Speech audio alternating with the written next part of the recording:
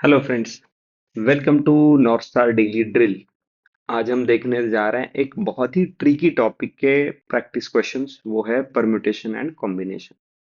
ठीक है, इसमें कंडीशन क्या दी है ये बहुत इंपॉर्टेंट चीज होती है। कंडीशन के हिसाब से आप कैलकुलेशन कैसे डिफर करोगे या अलग लोगे, ये तय होता है। तो वो समझ में आने पर ही आप बोल सकते हैं कि यस, ये मेरा टॉपिक अच्छे से हो गया है। तो चलिए क्वेश्चन वन से हम देखते हैं। क्वेश्चन वन क्या दिया है? इन how many ways can seven beads of different colours form a necklace?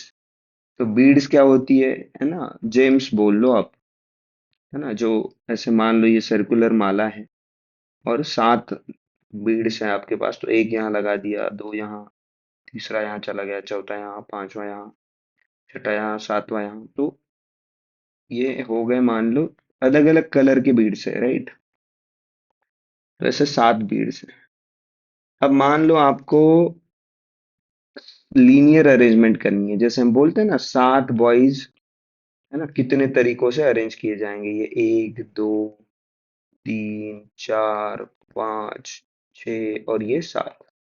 तो अगर सात बॉयज होते तो हमें क्या पता है ना, seven into six into five into four into three into two into one, ऐसे करके हम सात पोजीशन भर देते हैं जहां सेवन फैक्टोरियल हो जाता है। लेकिन बहुत इंपॉर्टेंट चीज क्या है, सर्कुलर अरेंजमेंट के लिए क्या ध्यान रखना है हमें, वो पहले मैं समझाता हूँ। अब सर्कुलर अरेंजमेंट में क्या होता है कि अब ये सर्कल है मान लीजिए, तो यहाँ क्या होता है कि एक कोई भी पोजीशन हमें एज्यूम करना पड़ेगा यहाँ पे कि ये फिक्स्ड पोजीशन है किसी एक कलर के बीड का, मान लीजिए। अब ऐसा क्यों जरूरी है? क्योंकि हॉरिजॉन्टल में हमें ये वन भी मैटर करता है, ये एंड भी मैटर करता है, जो एंड है लास्ट, है ना। यहाँ पे क्या है, वैसे मैटर नहीं करता क्योंकि वो आपने जोड़ दिया। तो यहाँ पे ना कोई स्टार्टिंग पोजीशन है, ना कोई एंडिंग लास्ट पोजीशन है। ठीक है, इसीलिए फर्स्ट पर्सन, एक पर्सन का पोजीशन हम तय कर लेते हैं, इससे कोई फर्क नहीं पड़ता, और इसके रिलेटिव बाकी लोगों को हम अरेंज करेंगे। क्यों? क्योंकि इस सर्कल को हम कैसे भी घुमाएं, है ना, तो भी क्या होगा, ये पोजीशन तो यही रहेगी, इसके रिलेटिव के पोजीशन चेंज हो सकते हैं। ठीक है, तो हमने एक कोई भी पोजीशन चेंज फिक्स कर ली। अब कितने चीजें बची हैं, अब कितने बीड्स बचे हैं? बीड्स बचे हैं छह। तो इसलिए छह फैक्टर तरीके होंगे उनको अरेंज करने के। इसीलिए क्या याद रखना है कि अगर सर्कुलर अरेंजमेंट है तो हमें क्या करना होगा, जितने भी बीड्स हैं एन माइनस उसके एन माइनस वन फैक्टोरियल लेना है। तो लीनियर अरेंजमेंट में अगर सात बॉयज होते, है ना, और जिसको हमें, है ना, जिनको हमें बिठाना होता, तो क्या होता, तो हम सीधे सीधे सेवन फैक्टोरियल लेते लीनियर में। लेकिन सर्कुलर में मान लो इन्हीं बॉयज को हमें एक टेबल पे बिठाना है, तो एक बॉय का कहीं पे भी टेबल पे एक का पोजीशन फिक्स करेंगे हम। ठीक है, और फिर बचे हुए छह को उसके हिसाब से अरेंज करेंगे उसके रिलेटिव, तो छह फैक्टोरियल आ जाता। अगर सात बॉयज को सर्कुलर तरीके से अरेंज करना है तो छह फैक्टोरियल आएगा। ठीक है, अब ये तो हो गया टेबल की बात। नेकलेस का थोड़ा अलग है। पहले तो मैंने आपको क्या समझाया, फर्स्ट पार्ट हमने क्या समझा, लीनियर वर्सेस सर्कुलर। ठीक है, तो हमने क्या समझा कि सर्कुलर के वजह से n माइनस वन फैक्टोरियल आ रहा है, यहाँ पे n फैक्टोरियल आ रहा है ना। तो ये तो बेस लेवल एक लेवल हो गया, लेकिन इतना ही नहीं है। अब आगे क्या है देखते हैं। आगे क्या सिचुएशन है? अब आगे सिचुएशन है सर्कुलर के बीच। मतलब सर्कुलर में भी दो तरीके हो सकते हैं, circular one versus circular two. ठीक है, सर्कुलर टू क्या है? सर्कुलर टू है मान लो नेकलेस के रिलेटेड, सर्कुलर वन है टेबल जो हमने बात की अभी। ठीक है, अब नेकलेस के केस में क्या होता है कि नेकलेस, अगर आप नेकलेस पे बीड्स फिट कर रहे हो तो क्या होगा, फॉर एग्जांपल हम ऐसे लेके चलते हैं। ये फर्स्ट बीड है, ये सेकंड है, ये थर्ड है, ठीक है, ये फोर्थ है, ये फिफ्थ है, ये सिक्स्थ है, ये सेवेंथ है, ठीक है। और अब दूसरा पोजीशन क्या पॉसिबल होता है, ये हो गया मान लो क्लॉकवाइज। अब इसी को हम अगर काउंटर क्लॉकवाइज या एंटी क्लॉकवाइज अगर देखते हैं तो वो पोजीशन कैसे दिखेगा। यहाँ पे 1 है, यहाँ पे 2 है, यहाँ पे 3 है, यहाँ पे 4 है, ठीक है, यहाँ पे 5, यहाँ पे 6, यहाँ पे 7। मतलब रिलेटिव टर्म्स में हमने क्या देखा, ये क्लॉकवाइज ऐसे अरेंजमेंट है और यहाँ पे एंटी क्लॉकवाइज है। लेकिन अब अगर हम देखें तो हम बस उस चीज को अगर फ्लिप कर दे, नेकलेस को, तो क्या होगा, आपको ऐसे दिखेगा। ये जो अरेंजमेंट है क्लॉकवाइज वाली, जो अरेंजमेंट अरेंजमेंट 1 है, वही एग्जैक्ट सेम अरेंजमेंट आपको मिल जाएगी 1 काउंटर क्लॉकवाइज, बस अगर आप नेकलेस को उल्टा कर दो। तो हमने जो जेम्स है उनका पोजीशन तो बिल्कुल नहीं बदला, लेकिन हमने नेकलेस को फ्लिप कर दिया।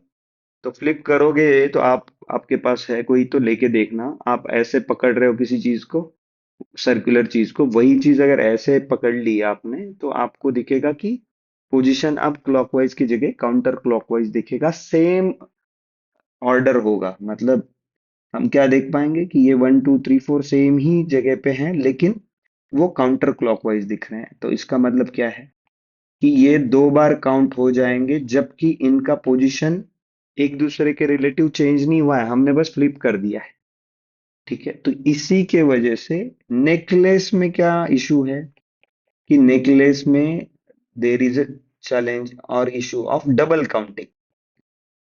तो कोई भी एक पोजीशन होती है ना, वो 2 बार काउंट हो जाती है। जो भी पोजीशन है वो 2 बार काउंट होती है नेकलेस में। इसीलिए हम क्या करेंगे, उसको करेंगे 2 से डिवाइड, ताकि डबल काउंटिंग ना हो, ठीक है। तो हमने क्या देखा नेकलेस वाले में, फर्स्ट स्टेप क्या है, लीनियर वर्सेस सर्कुलर। जो हमने डिफरेंस देखा था, सर्कुलर में क्या होता है, एक बीड का पोजीशन फिक्स कर लिया, और अब इसका तो कुछ फर्क नहीं पड़ता, ये कहीं पे भी लगा लो सर्कल पे, लेकिन बचे हुए 6 बीड्स जो हैं उनके पोजीशन को हम डिसाइड करेंगे। उसको कैसे डिसाइड किया जाता है, 6 फैक्टोरियल, ठीक है। तो सर्कुलर का हमने देखा n-1 फैक्टोरियल होता है।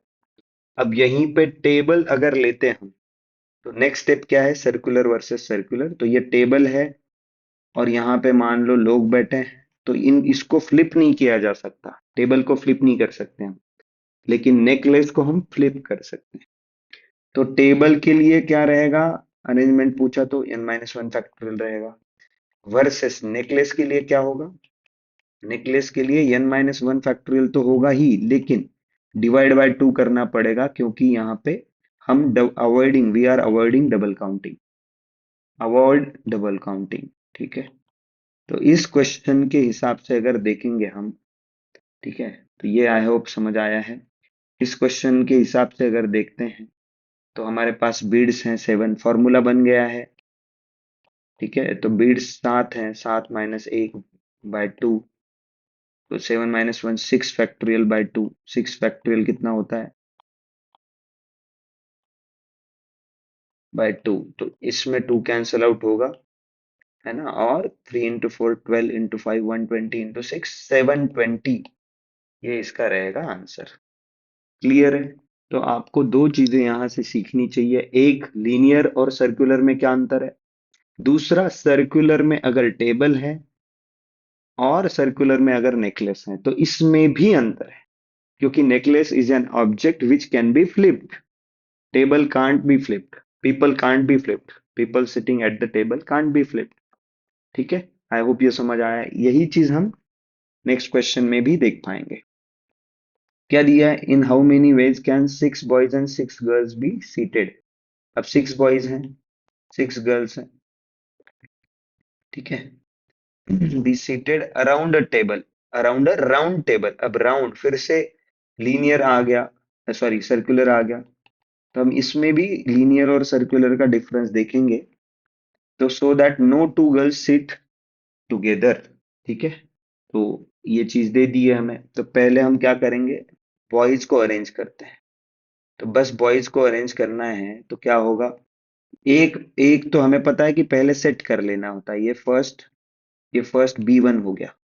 इसको सेट करना है, इसका कोई काउंटिंग नहीं होगा, इसको हम कोई परम्यूटेशन या कॉम्बिनेशन में देखेंगे नहीं। क्यों? क्योंकि लीनियर नहीं है, सर्कुलर अरेंजमेंट है। ठीक है। अब क्या करेंगे हम? अब हम यहाँ देंगे बॉय 2, ठीक है, बॉय 3, बॉय 4, मतलब कितने लड़के हैं? बॉय 5, बॉय 6, मतलब एक बॉय फिक्स करने के बाद 5 लड़कों के पोजीशन की बात अगर करें तो उसमें 5 फैक्टोरियल अरेंजमेंट्स पॉसिबल है। इनटू, अब हमें लड़कियों की अरेंजमेंट्स देखनी है कितनी हो सकती है। अब लड़कियां क्या है, साथ में नहीं बैठ सकती, no two girls can sit together. तो लड़कियां कहाँ कहाँ बैठ सकती हैं, थोड़ा केयरफुली देखेंगे। लड़कियों को कितनी जगह है पॉसिबल? एक तो यहाँ बैठ सकती है, दूसरा यहाँ, फिर 3, फिर 4, फिर 5, फिर 6। मतलब लड़कियों के पास 6 ऑप्शंस है कहीं बैठने के। ठीक है। और लड़कियां कितनी हैं? लड़कियां भी 6 हैं। ठीक है। तो 6 लड़कियां, 6 ऑप्शंस, मतलब सिंपल सी बात है, 6 × 5 × 4 × 3 × 2 × 1।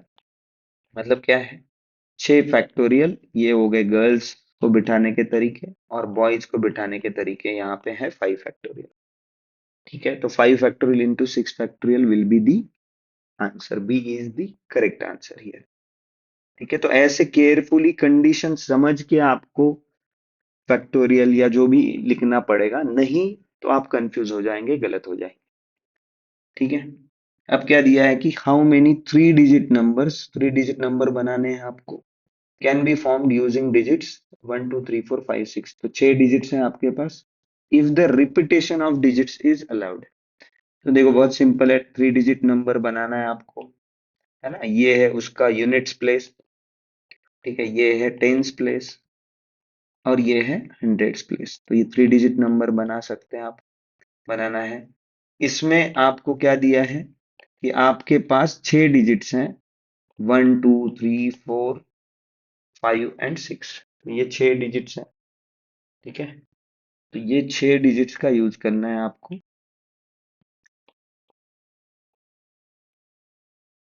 6 डिजिट्स है आपके पास, इनमें से अब क्या दिया है, इंपॉर्टेंट क्या आगे, repetition of digits is allowed. तो ठीक है, कोई बात नहीं। क्या दिया है, यूनिट्स प्लेस पे कितने डिजिट ले पाएंगे हम? 6, मतलब कितने हमारे पास ऑप्शन है यूनिट्स प्लेस के लिए? 6 ऑप्शन है। टेंस प्लेस के लिए कितने ऑप्शन है? फिर से 6 ऑप्शन है, क्योंकि रिपीटिशन इज अलाउड। यहाँ फिर से 6 ले लिया। और फिर 100 प्लेस के लिए वहां भी 6 है। तो इनडायरेक्टली 6 का क्यूब निकालना है, जो हमें रटा हुआ होना चाहिए, 216। ठीक है। रिपीटेशन अलाउड होने के वजह से आंसर इज 216।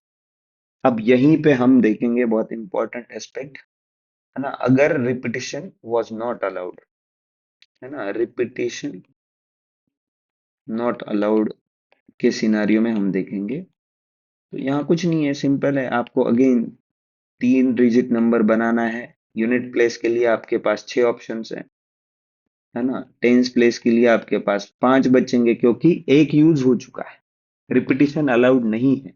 मान लीजिए यहाँ 6 को यूज कर लिया तो उसको फिर से यूज नहीं कर सकते, इसलिए 5 ही ऑप्शन बचेंगे। अब 2 ऑप्शन यूज कर लिए हैं, तो 100 प्लेस के लिए बचेंगे 4। तो ये कितना होगा, 6 5 30 × 4, बस 120। तो देखो 216 से सीधे 120 पे हम गिर जाएंगे। ठीक है। तो रिपीटिशन अलाउड नॉट अलाउड बहुत केयरफुली कंडीशन पढ़ना पड़ेगा। यहाँ पे आंसर इज सी, 216। तो नेक्स्ट क्वेश्चन देखते हैं। In how many ways can we arrange 6 people PQRSTU in a straight line such that Q always comes in front of T and who comes in front of R? तो हमें क्या पता है, straight line है। अब अगर कोई भी कंडीशन नहीं होती तो क्या होता, 6 फैक्टोरियल होता, क्योंकि लीनियर अरेंजमेंट है। ठीक है, 6 लोग हैं। लेकिन यहाँ क्या है, यहाँ रिस्ट्रिक्शन क्या डाला है कि क्यू, टी और आर का एक ही स्पेसिफिक अरेंजमेंट अलाउड है। कौन सा? क्यू आगे होना चाहिए टी के, और टी आगे होना चाहिए आर के, इमीडिएटली आगे नहीं चाहिए। यहाँ क्या दिया, Q always comes in front of T, मतलब ऐसा भी हो सकता है क्यू के इमीडिएटली बाद टी है, ऐसा भी हो सकता है क्यू के बाद पी है और फिर टी है। तो इन दोनों केसेस में कंडीशन सेटिस्फाई हो रही है। इमीडिएटली इन फ्रंट ऐसे नहीं है, तो ये केयरफुल रहना है यहाँ पे। तो हम क्या देखेंगे कि ये इन इन तीनों के बीच इंटरनल अरेंजमेंट्स कितने पॉसिबल है, ठीक है, वो देखेंगे। उससे डिवाइड करना पड़ेगा हमें, जो भी 6 फैक्टोरियल है, 6 factorial divided by internal arrangement, internal arrangements of Q T R. क्यों? क्योंकि उसका तो फिक्स है, एक ही अरेंजमेंट है, तो बाकी सारे अरेंजमेंट कितने हो सकते हैं, इनके इंटरनल होंगे 3 फैक्टोरियल। वो कैसे होंगे? क्यू टी आर, फिर Q R T, and so on. तो हम क्या करेंगे, 6 फैक्टोरियल डिवाइडेड बाय 3 फैक्टोरियल। तो 720 divided by 3 factorial is 6, which is 120 आएगा आंसर। समझ आ रहा है? इसी को और सिंप्लीफाई करके कैसे देख सकते हैं कि पहले तो हमें ये क्लियरली पता है कि लीनियर अरेंजमेंट है, लेकिन हमें क्यू टी आर का, इनको बिठाने के कितने तरीके होंगे, इनको 3 स्पॉट चूज करने हैं हमें, ठीक है। इनको 3 स्पॉट्स चूज करने के लिए हम क्या करेंगे, 6 C3, इनके लिए 6 में से 3 स्पॉट्स चूज कर रहे हैं, जो आएगा 6 factorial upon 3 factorial into 3 factorial, जो आएगा 720/6 इंटू 6, विच कम्स टू 20। ठीक है, ये एक चीज हो गई। सेकंड चीज क्या है, इनके बीच अरेंजमेंट कैसा है, वो तो कंफर्म है, क्यू ही आगे रहेगा, टी बाद में ही रहेगा, फिर आर ही रहेगा। एक ही तरीका है इनके अरेंजमेंट का, क्यू आगे होना ही। इनके बीच के अरेंजमेंट की बात करें तो वन ही ऑप्शन है, एक ही ऑप्शन है, क्या कि क्यू आगे होना चाहिए, फिर टी रहेगा, फिर आर रहेगा। इनके आपस में आगे पीछे नहीं हो सकते। ठीक है, तो इनका हमने अरेंजमेंट कर दिया जैसे बोला था।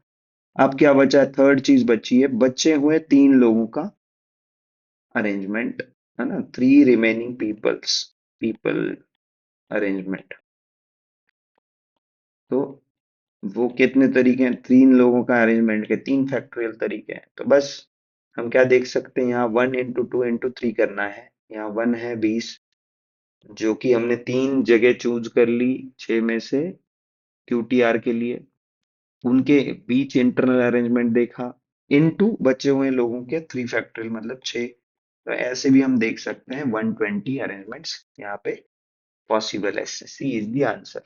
ठीक है, अब एक बहुत इंपॉर्टेंट चीज क्या है यहाँ, अगर उन्होंने ऐसे दिया होता कि क्यू टी आर, तो क्यू ही आगे है, फिर टी है, फिर आर है, बस इतना ही नहीं। अगर वो बोलते कि क्यू के इमीडिएटली बाद टी है, इमीडिएटली बाद आर है, मतलब इनके बीच कोई नहीं आ सकता, तो इन तीनों का मिला के हो जाता एक सेट। ठीक है, और बचे हुए लोग जो हैं पी एस यू, इनके मिलके होते 3 सेट्स। तो टोटल सेट कितने होते, 4 सेट हो जाते। क्यों? क्योंकि क्यू टी आर का तो एक ही सेट है, और बचे हुए 3, ऐसे मिलके 4 सेट, और इन 4 सेट्स को अरेंज करना है, तब जाके तब आंसर होता 4 फैक्टोरियल, जो कि 4 इंटू 3 इंटू 2 इंटू 1 जो होता 24। तो इमीडिएटली वन आफ्टर अनदर है अगर, तो 24 आंसर आता। ठीक है, नेक्स्ट क्या है, इन how many ways can 6 boys be seated in 7 chairs. हमने ये तो देखा है भाई, 6 बॉयज है, 6 चेयर्स है, लेकिन हमने ये नहीं देखा कि 6 बॉयज हैं, 7 चेयर्स है, राइट। यहाँ पे हम क्या देख सकते हैं, ये चेयर्स है, ठीक है,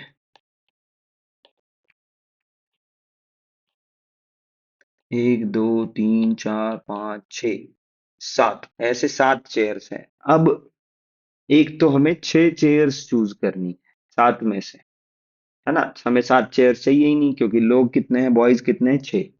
तो इसमें 2 चीजें चाहिए इस क्वेश्चन में, choosing chairs which 6 chairs out of 7। तो इसमें भी कुछ तो परम्यूटेशन कॉम्बिनेशन रहेगा, N2, है ना, अरेंजिंग